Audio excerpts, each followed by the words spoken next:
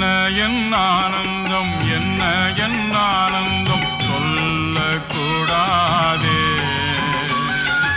என்ன என் ஆனந்தம், என்ன என் ஆனந்தம் சொல்லக்கூடாதே.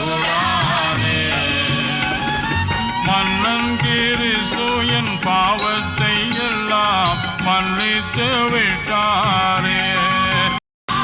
வெள்ளங்கி பொன்மூடி வாத்தியம் மேல் வீட்டில் ஜெய கொடியுடனே மண்ணுலகில் வந்து விண்ணுலகில் சென்ற மன்னனை ஸ்தோத்தரிப்போம். மண்ணுலகில் வந்து விண்ணுலகில் சென்ற மன்னனை ஸ்தோத்தரிப்போம்.